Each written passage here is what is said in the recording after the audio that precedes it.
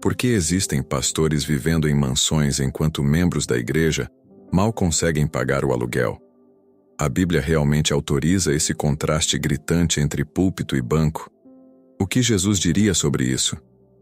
Imagine uma igreja onde o pastor anda de carro de luxo, mora em mansão e ostenta a vida de rico, enquanto a maioria dos membros mal consegue pagar as contas no final do mês. Isso te incomoda? Pois é exatamente isso que está acontecendo em muitas igrejas hoje. Mas a pergunta que ninguém tem coragem de fazer é: o que a Bíblia realmente condena nisso? Porque tem muita gente pregando: dê o dízimo que Deus te prospera. Mas Jesus e os apóstolos falaram algo bem diferente sobre pastores gananciosos e igrejas pobres. Fica até o final, porque o que você vai ouvir agora quase ninguém tem coragem de falar em púlpito. A Bíblia tem muito a dizer sobre líderes religiosos que enriquecem às custas do povo de Deus. E o que ela diz não é nada confortável para quem está nessa situação. Vamos direto às Escrituras, porque é lá que encontramos a verdade sem rodeios, sem justificativas humanas, sem teologia da conveniência. Quando Jesus chamou seus discípulos, ele deixou bem claro qual era o estilo de vida esperado daqueles que iriam liderar o povo de Deus. Em Mateus 10, 8-10, Jesus orientou: curai enfermos, ressuscitai mortos, purificai leprosos, expeli demônios. De graça recebestes, de graça dai. Não vos provereis de ouro, nem de prata, nem de cobre nos vossos cintos, nem de alforje para o caminho, nem de 2 túnicas, nem de sandálias, nem de bordão. Porque digno é o trabalhador do seu alimento. Repare bem, digno é o trabalhador do seu alimento, não da sua mansão, não do seu jatinho particular, do seu alimento. Isso já nos mostra que o ministério pastoral nunca foi pensado por Cristo como um caminho de enriquecimento pessoal. O pastor, o apóstolo, o mestre da palavra deveria ter o suficiente para viver com dignidade, sim, mas nunca deveria acumular riquezas enquanto aqueles que ele pastoreia vivem em dificuldades. E isso não é um detalhe teológico menor, é um princípio central do Evangelho de Jesus Cristo. Agora vamos para o apóstolo Paulo, que foi um dos maiores líderes da igreja primitiva. Esse homem plantou igrejas, fez milagres, escreveu boa parte do Novo Testamento e tinha toda a autoridade espiritual para viver às custas das igrejas que fundou. Mas o que ele fez? Em Atos 20, 33-35, Paulo diz aos presbíteros de Éfeso: de ninguém cobicei prata, ouro ou vestidos. Vós mesmos sabeis que estas mãos serviram para o que me era necessário a mim e aos que estavam comigo. Tenho-vos mostrado em tudo que, trabalhando assim, é mister socorrer os necessitados e recordar as palavras do próprio Senhor Jesus. Mais bem-aventurado é dar que receber. Percebe a inversão total? Paulo trabalhava com as próprias mãos para não ser peso para a igreja. E mais, ele usava o fruto do seu trabalho para socorrer os necessitados. Ele não construiu patrimônio, não juntou fortuna, não ostentou luxo. Paulo viveu e morreu pobre materialmente, mas rico espiritualmente. E ele fez isso de propósito, porque sabia que o exemplo do líder molda a espiritualidade de todo o rebanho. Mas tem mais. Em 1 Timóteo 6, 5-10, Paulo alerta sobre falsos mestres que usam a piedade como fonte de lucro. Homens cuja mente é pervertida e privados da verdade, supondo que a piedade é fonte de lucro. De fato, grande fonte de lucro é a piedade com o contentamento. Porque nada temos trazido para o mundo, nem coisa alguma podemos levar dele. Tendo sustento e com que nos vestir, estejamos contentes. Ora, os que querem ficar ricos caem em tentação, e cilada e em muitas concupiscências insensatas e perniciosas, as quais afogam os homens na ruína e perdição. Porque o amor do dinheiro é raiz de todos os males, e alguns, nessa cobiça, se desviaram da fé e a si mesmos se atormentaram com muitas dores. Está tudo ali. Paulo não está falando de membros comuns. Ele está alertando sobre líderes religiosos que usam a fé como ferramenta de enriquecimento, e ele chama isso de perversão da mente, de desvio da fé, de cilada mortal. Não é um pecadinho qualquer. É algo que afoga pessoas na ruína espiritual e eterna. E aqui está o ponto que poucos têm coragem de pregar.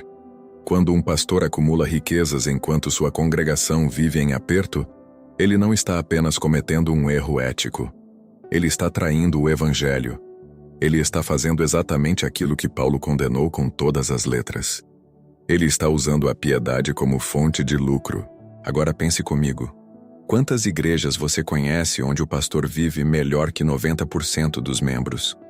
Quantos líderes religiosos você já viu pregando sobre sacrifício e renúncia, enquanto eles mesmos vivem cercados de conforto e ostentação? E quantas vezes você já ouviu esses mesmos líderes justificando sua riqueza, com versículos tirados totalmente fora de contexto, dizendo que Deus quer que seus filhos sejam prósperos? A verdade é que a Bíblia condena com dureza essa inversão de valores. Jesus foi claro em Mateus 23:14, ao denunciar os escribas e fariseus. Ai de vós, escribas e fariseus, hipócritas, porque devorais as casas das viúvas, e para o justificar, fazeis longas orações, por isso sofrereis juízo muito mais severo. Devorar as casas das viúvas. Isso significa arrancar o pouco que os pobres têm em nome de Deus. E Jesus não teve piedade ao julgar essa prática. Ele prometeu juízo severo. Então, se você está numa igreja onde o líder vive como rei enquanto o povo vive como servo, saiba que isso não tem respaldo bíblico nenhum. Não importa quantos versículos ele cite sobre prosperidade. Não importa quantas promessas de vitória financeira ele faça. Se o padrão de vida dele contradiz o ensino de Jesus e dos apóstolos, alguma coisa está profundamente errada. E isso não significa que pastores devem viver na miséria. Não é isso.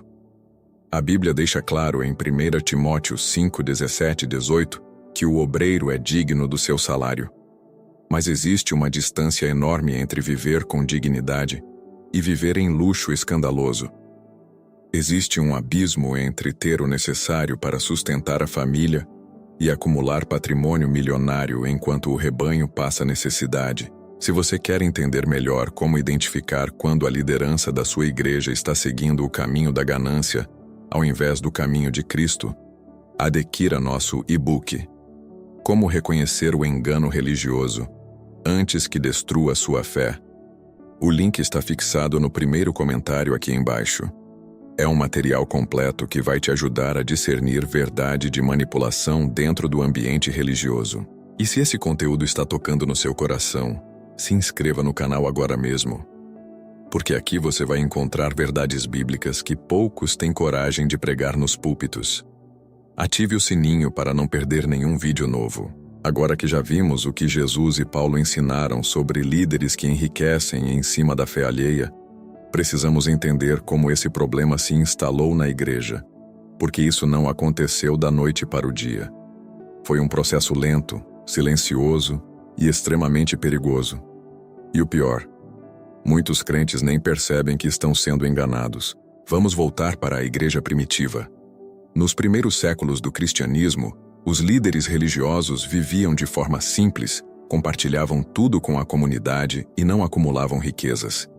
Em Atos 4, 32, 35, temos um retrato claro dessa realidade. Da multidão dos que creram era um o coração e a alma.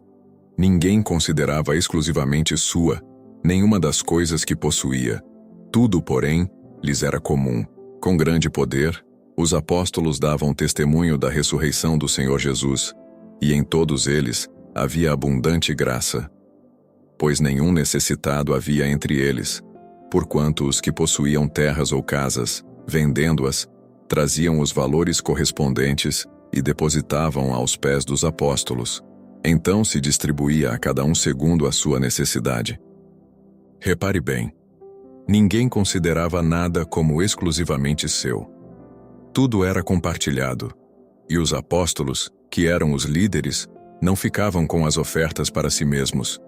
Eles distribuíam conforme a necessidade de cada um. Não havia necessitados, porque havia partilha genuína. Esse era o cristianismo verdadeiro, puro, sem distorção. Mas com o passar dos séculos, especialmente depois que o cristianismo se tornou religião oficial do Império Romano no século IV, as coisas começaram a mudar. A Igreja ganhou poder político, propriedades, influência, e com isso vieram também a ganância, a corrupção e o desvio do propósito original. Líderes religiosos começaram a viver como príncipes enquanto o povo continuava pobre. A estrutura da igreja se transformou numa máquina de arrecadação, e o evangelho virou mercadoria. Hoje, séculos depois, estamos vivendo uma versão moderna dessa mesma distorção. Só que agora ela vem embalada com uma teologia aparentemente bíblica, cheia de versículos sobre prosperidade, vitória financeira e bênçãos materiais. E muitos crentes sinceros acreditam que quanto mais dinheiro derem para o pastor, mais Deus vai abençoá-los. Isso virou doutrina em muitas igrejas. Mas será que é isso que a Bíblia realmente ensina? Vamos olhar para o que Pedro escreveu em 2 Pedro 2, 1-3. Assim como, no meio do povo, surgiram falsos profetas, assim também haverá entre vós falsos mestres, os quais introduzirão, dissimuladamente, heresias destruidoras, até ao ponto de renegarem o soberano Senhor que os resgatou, trazendo sobre si mesmos repentina destruição. E muitos seguirão as suas práticas libertinas, e por causa deles será infamado o caminho da verdade. Também, movidos por avareza, farão comércio de vós com palavras fictícias. Para eles, o juízo lavrado a longo tempo não tarda, e a sua destruição não dorme. Pedro está falando de líderes que fazem comércio do povo de Deus. Comércio. Eles vendem promessas, vendem bênçãos, vendem milagres. E usam palavras fictícias para isso. Palavras bonitas, espirituais, cheias de unção aparente, mas que na essência são mentiras fabricadas para arrancar dinheiro dos fiéis. E Pedro avisa: o juízo para esses líderes não tarda. A destruição deles não dorme. Agora pense em quantas igrejas você conhece onde tudo gira em torno de dinheiro. Campanha de prosperidade. Desafio da fé. Semente especial. Oferta profética. Dizimo duplicado. Tudo voltado para arrancar cada vez mais recursos dos membros. E o pior, sempre com a promessa de que Deus vai devolver em dobro, em triplo, em 100 vezes mais. Mas para quem essa devolução realmente acontece? Para o membro que deu a oferta ou para o pastor que recebeu? A resposta é óbvia.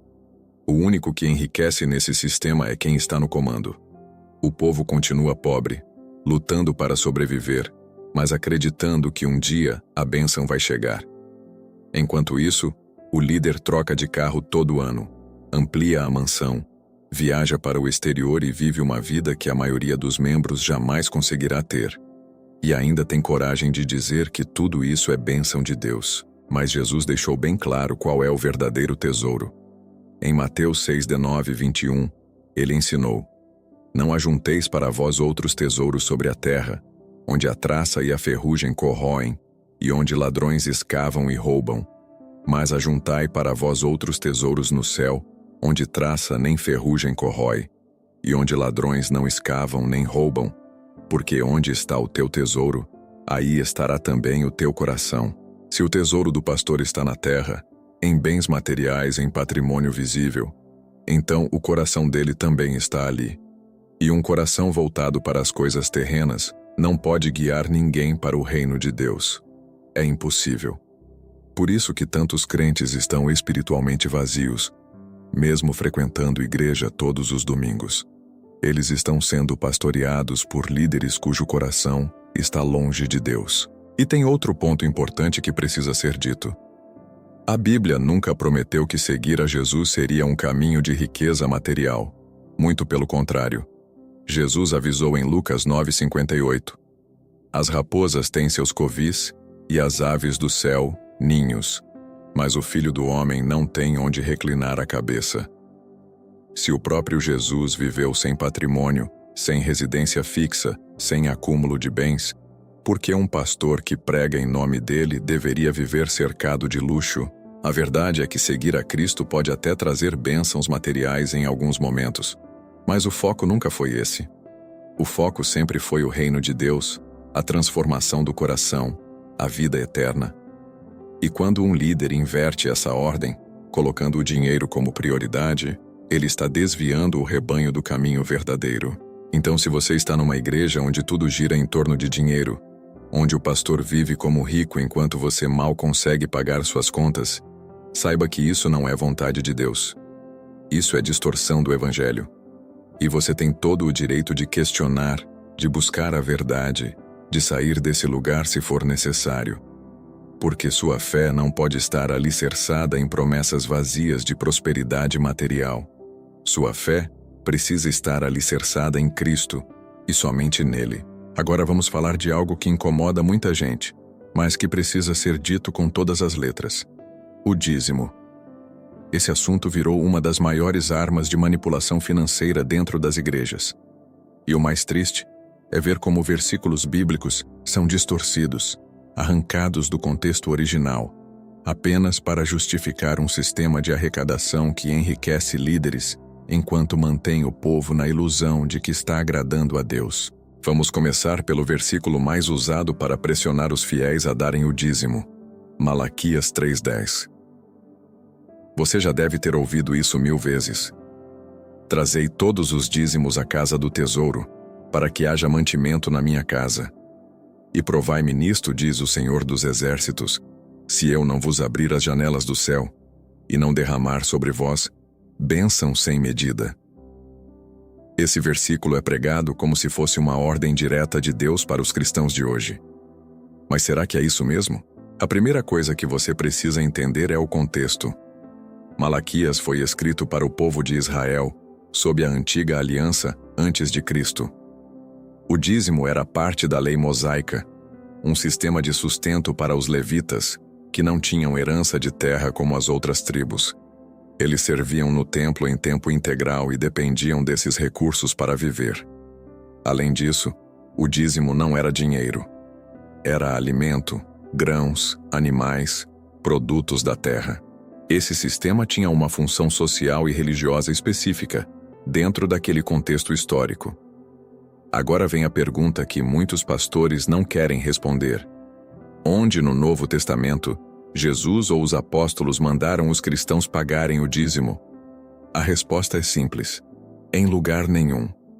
Não existe um único versículo no Novo Testamento que obrigue os seguidores de Cristo a darem 10% de sua renda para a igreja. O que existe é um princípio de generosidade, de contribuição voluntária, movida pelo amor e pela gratidão, não pela imposição ou pelo medo de maldição. Paulo deixou isso muito claro em 2 Coríntios 9, 6, 7. E isto afirmo: aquele que semeia pouco também ceifará, e o que semeia com fartura, com abundância, também ceifará. Cada um contribua segundo tiver proposto no coração, não com tristeza ou por necessidade, porque Deus ama a quem dá com alegria. Contribua segundo tiver proposto no coração. Não diz: contribua 10% obrigatoriamente. Não diz: se você não der o dízimo será amaldiçoado. Diz que a oferta deve ser voluntária, alegre, movida pela consciência individual de cada pessoa. Mas em muitas igrejas hoje, o que vemos é exatamente o oposto. Pregações inteiras dedicadas a pressionar os membros a darem o dízimo, usando culpa, medo de maldição, promessas de prosperidade financeira. Há líderes que chegam a dizer que quem não dá o dízimo está roubando a Deus, usando novamente Malaquias 3:8 fora do contexto. Roubará o homem a Deus? Todavia, vós me roubais e dizeis: em que te roubamos? Nos dízimos e nas ofertas. Essa pregação cria um peso tremendo sobre pessoas que mal conseguem sustentar suas famílias. Há membros que tiram do alimento dos filhos, que se endividam, que passam necessidade. Tudo para não deixar de dar o dízimo, com medo de serem considerados ladrões de Deus. E enquanto isso, o pastor vive numa mansão, dirige carros de luxo e acumula patrimônio. Onde está o reino de Deus nisso? Onde está o amor ao próximo? Onde está a justiça que Jesus tanto pregou? Jesus foi direto ao falar dos fariseus em Mateus 23:23. Ai de vós, escribas e fariseus hipócritas, Porque dais o dízimo da hortelã, do endro e do cominho, e tendes negligenciado os preceitos mais importantes da lei, a justiça, a misericórdia e a fé. Devíeis, porém, fazer estas coisas, sem omitir aquelas. Repare que Jesus não condenou o dízimo em si, porque naquele contexto ele fazia parte da lei. O que ele condenou foi a hipocrisia de líderes que eram rigorosos com regras financeiras, mas negligenciavam a justiça, a misericórdia e a fé. E isso descreve perfeitamente muitos líderes de hoje. Tem pastor que cobra o dízimo com rigor militar, mas não tem misericórdia nenhuma pelo membro que está desempregado, doente, passando fome. Tem líder que exige fidelidade financeira do povo, mas vive de forma injusta, acumulando riquezas enquanto a igreja está cheia de necessitados. Esse não é o Evangelho de Cristo. Isso é farisaísmo moderno, vestido com roupa de espiritualidade. Outro ponto que precisa ser dito é que muitas igrejas transformaram o dízimo em fonte de enriquecimento pastoral, não em ferramenta de ajuda ao necessitado. A Bíblia é clara: os recursos da igreja devem ser usados para sustentar dignamente aqueles que se dedicam ao ministério em tempo integral e, principalmente, para socorrer os pobres, as viúvas, os órfãos. Mas o que vemos hoje? Templos enormes, equipamentos de som caríssimos, estruturas milionárias, enquanto há membros da própria congregação passando fome, sem condições de pagar aluguel, doentes sem dinheiro para remédio. Tiago 1:27 diz: A religião pura e sem mácula para com o nosso Deus e Pai é esta: visitar os órfãos e as viúvas nas suas tribulações e a si mesmo guardar-se incontaminado do mundo. Religião pura é cuidar dos necessitados. Não é construir impérios. Não é enriquecer líderes. É amar e servir aqueles que estão em sofrimento. Quando uma igreja abandona isso, ela abandona a essência do cristianismo.